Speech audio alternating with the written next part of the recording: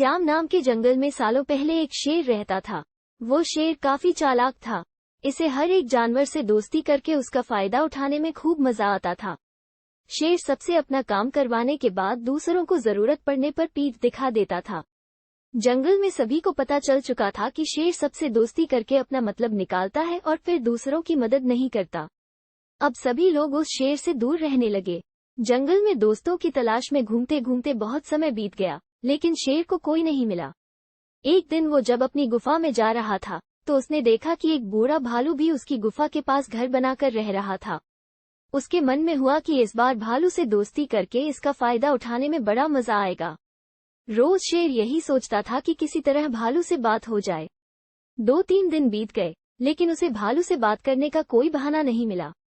एक दिन उसने देखा कि भालू तो बूढ़ा है। उसके मन में हुआ कि यह बूढ़ा भालू मेरे क्या काम आएगा, इससे दोस्ती करने का कोई फायदा नहीं है। एक दिन शेर ने भालू को चिड़िया से बात करते हुए सुना।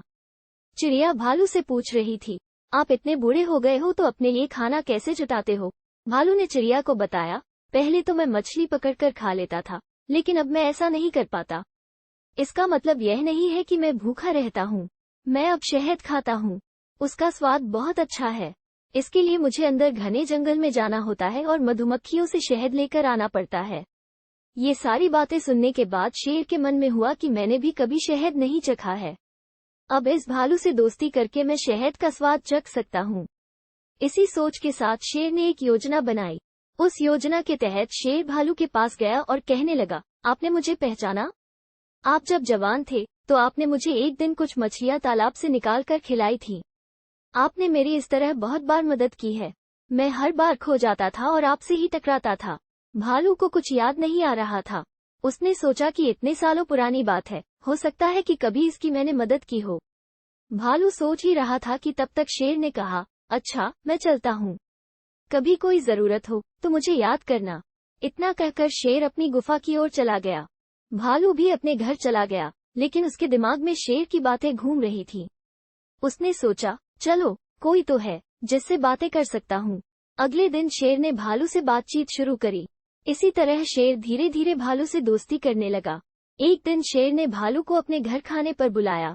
इधर भालू खाने का निमंत्रण मिलने से बड़ा खुश था। उधर शेर ने सोच लिया था कि किसी तरह से वो भालू को रात को खाना खाने नहीं देगा। उसके मन में था कि मैं अपना खाना किसी को क्यों खाने दूं। मैं एक ही थाली में खाना लगाऊंगा और उसे जल्दी खत्म कर दूंगा। रात के समय जब भालू आया तो शेर ने ऐसा ही किया। वो एक थाली में खाना लेकर आया। दोनों साथ में खाने के लिए बैठे। भालू बूढ़ा था तो वो आराम से खाना शुरू करने लगा। तभी शेर ने तेजी से खाना शुरू किया और कुछ ही समय में खाना खत्म कर दिया। भालू बहुत निराश हुआ। शेर ने कहा, दोस्त मैं ऐसे ही खाना खाता हूँ। दुखी मन से भालू वापस अपने घर आ गया। अगले दिन चिड़िया ने भालू से पूछा, क्या हुआ, तुम इतने दुखी क्यों हो? भालू ने रात को शेर के घर में हुई सारी बातें बता दी। चिड़िया ने हंसते हुए पूछा, तुम्हें नहीं पता शेर कैसा है? वो हमेशा सबसे दोस्ती करता है और फिर उनका फायदा उठाकर चला जाता है।